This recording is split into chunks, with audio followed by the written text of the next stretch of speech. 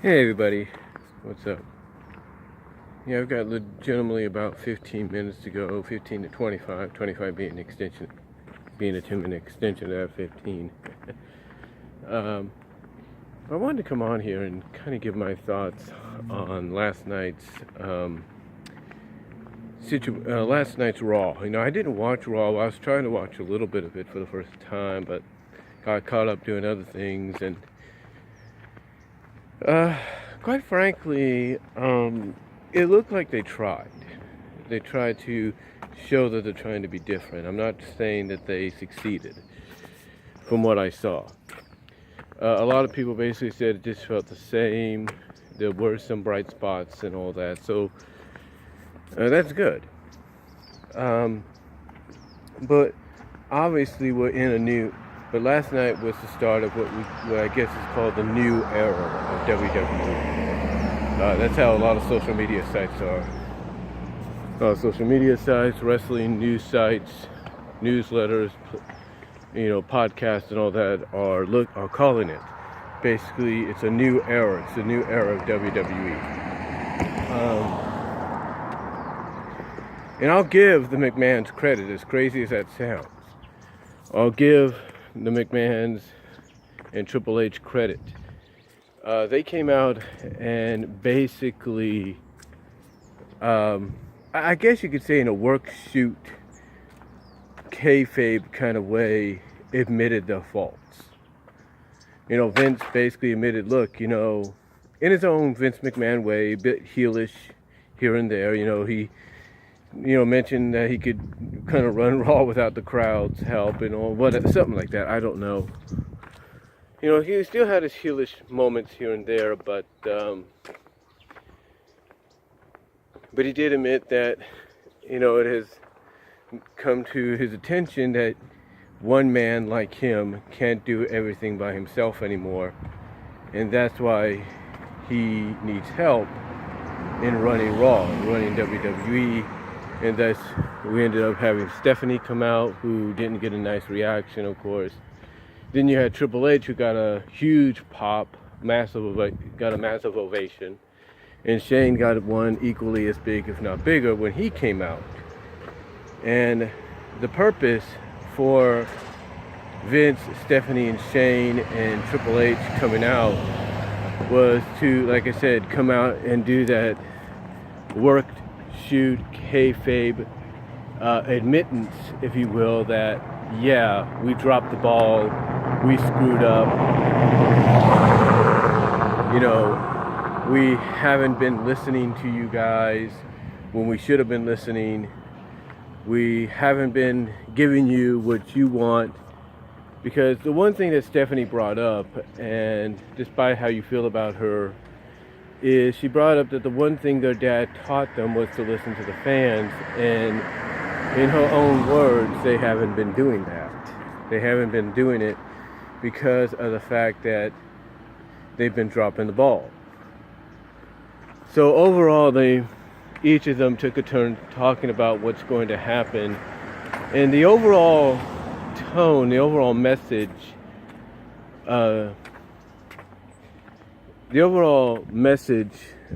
given here, I guess you could say the ultimate message sent out by Triple H and the McMahons was, we're sorry, we screwed up, we're going to make it up to you, we're going to let you be the ones that make the final decision. In other words, they're going to,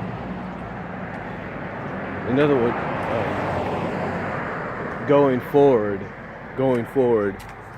from now on, they're going to listen to the fans and give them what they want, or what they ask for. And one of the things that Triple H brought up was fresh faces, new matchups. But the one thing I think some people seem to overlook in what Triple H said there was in the coming weeks, in months. So, in the coming weeks, probably entering into Royal Rumble season and WrestleMania season, you're going to see these new faces showing up and making an impact.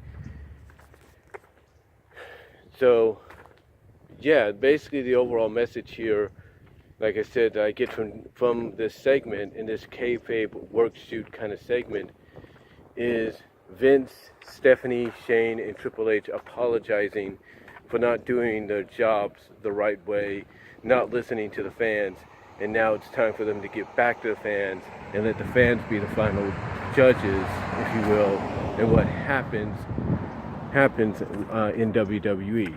I mean, Triple H basically said it best. You are now the authority. You know, Stephanie even said things like, we're going to empower our superstars, we're going to empower our fans. And then, like I said, you add that with what Triple H said by saying the fans are now the authorities. We're going to get new faces, new matchups. You have Shane add to that by saying that goes double for Smackdown Live, and that overall we want to give you the best product possible. So in a sense, if you think about it, it looks like here, just for this night, and we don't know how long this is going to go. We don't know how long this is going to go, knowing WWE. It could be a short-term deal, a long-term deal, we don't know. But it seems that for this night only, the McMahons turned, well, 3 of the McMahons, if you will, turned babyface in this one segment. But now the question is, can we trust what they say? And I've heard people like Solomonster kind of be like, yeah, you know, it sounds good on paper. I'm kind of willing to give it a chance, see where it goes. There are others like Dalyxman that are like, look, I'm not going to watch Raw for the rest of the year because it's pretty much not going to have any real consequence, if you will, any real... It's not going to have anything that's going to grab my attention kind of deal. So, yeah, a lot of people... It's still going to take people a lot... It's still going to take people, you know, quite some time to warm back up to WWE and what they have to offer as far as the product goes, and basically see if they will live up to what they say. I mean, yeah, the McMahons came off, the McMahons and Triple H, you know, they came off as, you know, as baby faces. Like I said, you know, 3 of them, with the exception of Shane, in a sense, turned babyface last night. I mean, yeah, they kind of, you know, mentioned some things, kind of decided to come up, you know, said some things when Baron Corbin came out trying to say, look, you know, I want this and that. Yeah, so they said some things, especially when it says, hey, let's give Baron a chance, let's see what he does, but if he wins this, or if he only wins this matchup, you know, let's see what he does. You know, I mean, they were willing to basically say, hey, Baron, you win this match, you'll get the opportunity to be general manager. And of course, that was an unpopular decision, but thankfully that didn't happen because I guess to prove that they're now kind of on the babyface side of things, you had Shane and Triple H come out and kind of make some changes to the match, kind of give Baron a taste of his own medicine. But again, the question anybody has is, can we fully trust the McMahon family? Can we fully trust them? Can we trust what they say? And can we trust them to keep their promise? And again, when you look at WWE as a whole, you got to ask yourself how long this is going to be. Is it going to be short term, long term? What's going on? I mean, when Triple H said when Triple H came out and said we're going to get new fresh faces and new matchups, obviously we kind of got a taste of that last night in a sense, because, you know, one, we got an 8-woman gauntlet, which, you know, is kind of different. You know, we haven't really seen it that much in a while, but it is kind of different. With Natalya beating 7 other women to get a shot at Ronda next week on the Christmas Eve edition, which was taped last night. Let's say it was taped last night, so check that out when it happens. And then you had, like I said, you had that. And then you had, I guess the other thing that they brought up, and I failed to catch this until somebody mentioned it, rematch clauses are not going to be a thing anymore. There are a couple of things that are changing, like the Lucha House Party rules are gone. And the other thing that's going to change and kind of be ancient history is the rematch clause isn't going to be an easy way out anymore. You're not going to get an easy way. Basically, from what I guess Shane said in his part of the segment was rematch clauses, or throughout the night, basically Shane said, look, you guys ain't going to just get an automatic rematch anymore. You're going to have to earn these rematches. You're going to have to earn your shots just like everybody else.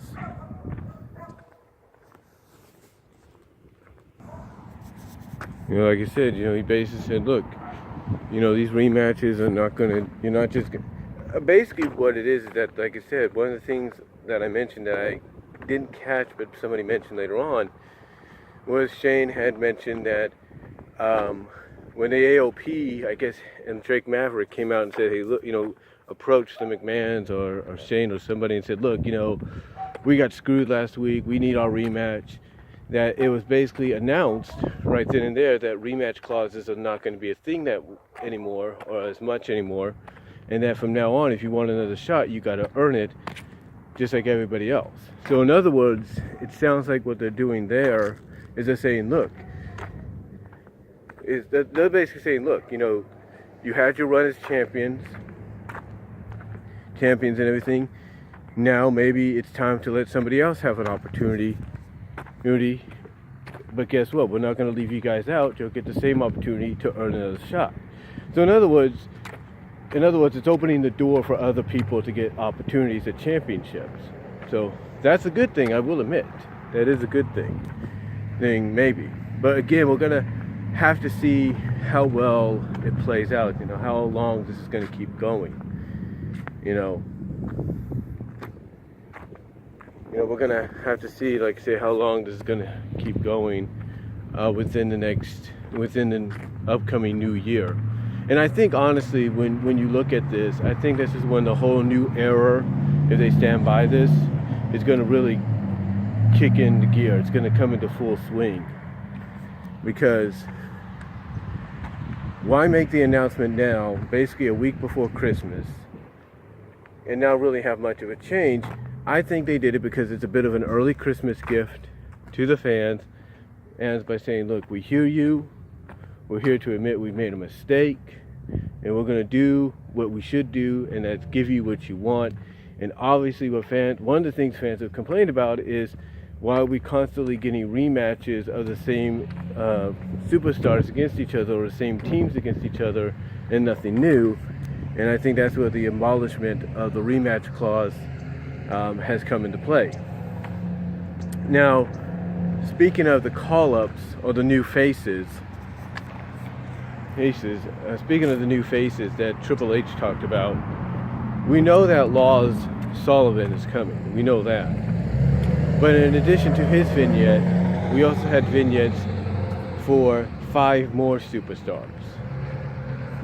Well, actually, yeah, 5. Actually, we had vignettes for basically, let's see.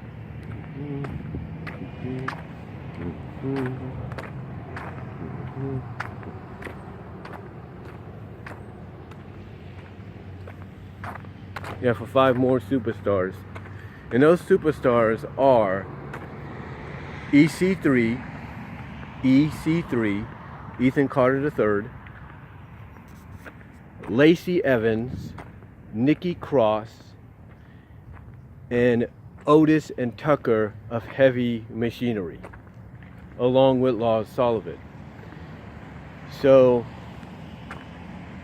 that's good, but the question is, where are they going to end up, and how will they be utilized if WWE sticks to their guns, and the McMahons and Triple H stick to their guns, and give us and allow us, the fans, to be the ones that call the shots and give us the matchups we want to see. how will these people be utilized? And I look at the fact that I believe how they could be utilized once they're brought up is, I look at someone like Lacey Evans. As far as like brands that show up on, I think Lacey Evans is Raw bound. I hate to say that. I know people may not like hearing that, but I think Lacey is Raw bound. Because if you put her on SmackDown, she's just going to be like another Lana. She's basically essentially another version of Lana when you think about it, except she's a little bit better in the ring than Lana is, you know, in ring wise. So I think putting her on Raw is a good idea. It'd be really good, especially if you want to probably go with the possibility of turning Alexa Bliss babyface, because it seems to me several weeks ago they were testing that out with her cheering on and applauding the victory of Sasha and Bayley. So, okay. So that sounds like it's got potential. And if you want to have a good contrast in styles for, let's say,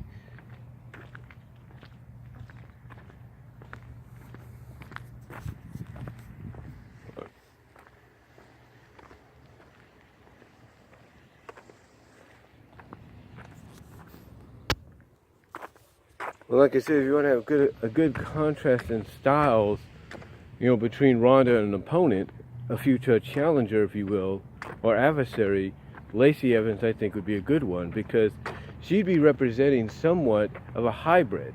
She's a lady with class, which basically equals diva in some people's eyes, and she can actually work in the ring. She can actually physically work in the ring in a decent way. So Lacey Evans, I think, once she's officially brought in, she's Raw bound.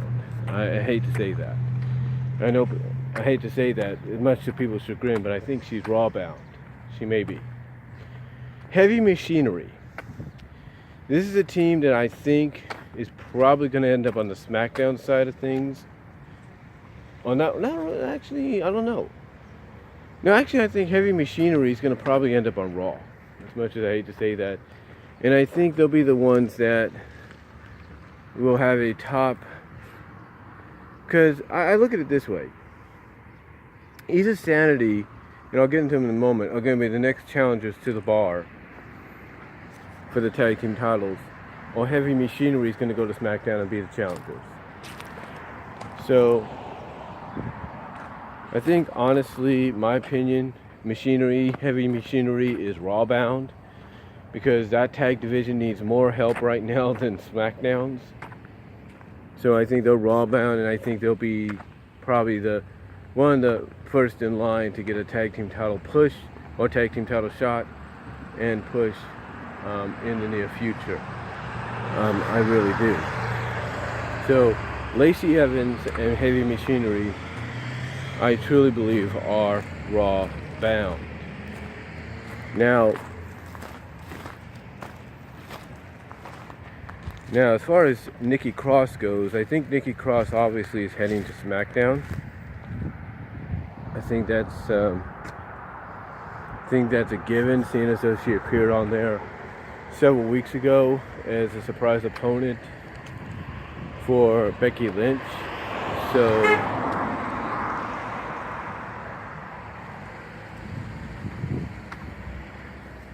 So I think, so again, like I said, I think Nikki Cross is going to head towards SmackDown and be added to the women's division there, because just like the tag division on Raw needs help, the women's division somewhat on SmackDown is going to need it too. And she'd be a good opponent for Asuka. There's no doubt about it. So, and you have Sanity. You've been wondering what's going on with Sanity. You know, Sanity, I think they want to wait. I think they've been waiting for Nikki to come up to fully push Sanity, and I think that's what Sanity is going to start becoming challengers for not just tag titles, but individual titles as well. So Nikki Cross, I think, is SmackDown bound. as well as I think EC3 is SmackDown bound. Because I think if you want to get the most out of Ethan Carter, then you want to put him on a show that's more focused on the athleticism and the in-ring ability of the superstars, as well as decent storytelling and stuff. And that's basically, I think, what EC3 is going to fit in, is going to be slotted into, because his character fits perfectly into that. So I think EC3 is going to head to SmackDown, which then of course leaves Lars Sullivan, and this is going to be a toss-up, but I think Lars Sullivan is also SmackDown bound. So SmackDown is going to get 3. It's going to be an even pair-off. Heavy Machinery and Lacey Evans, I believe, are going to be Raw bound, and EC3, Nikki Cross, and Lars Sullivan are SmackDown bound. That's how I see these guys go, where I see some of them go. And I think, in a way, both brands, for each of them, suits them well enough to where they'll get a decent enough exposure and push and opportunity to shine. Because again, if WWE is going to live up to what they said, and like I said, if WWE is going to live up to what they said, and they're going to present this new era, they're going to empower the fans, they're going to empower the superstars, they're going to make the fans the authority, and we're going to call the shots. And obviously this is going to kick into gear more so in the next year or so. Then I think if they do live up to that, long term or whatever, short term, long term, whatever, then the brands that I mentioned, that these superstars, these call-ups, if you will, these new faces are going to be part of, will probably be the best suitable places for them to have the opportunities and chances they need to shine on the main roster. So, but we'll just have to wait and see. I know some people look at Raw last night and they look at the fact that, yeah, with a few exceptions like that and everything, and basically them burying Baron Corbin for being one of the main reasons on screen that this Raw hasn't been doing so well. I know some people look at Raw last night as being the same old crap as before, with a few, like I said, with those few exceptions, and that the next couple of weeks won't have much either. But you might be surprised. Well, maybe not next week if you read the spoilers, but you get the idea. So, really, we'll just have to wait and see. That's all I have to really say on the matter. I think more so 2019 is when it's going to really kick into gear, and we'll get more of this new era in 2019 than we are here towards the end of 2018. So let me know what you guys think down below. Comment if you like. I gotta get back to work, and I'll talk to y'all later.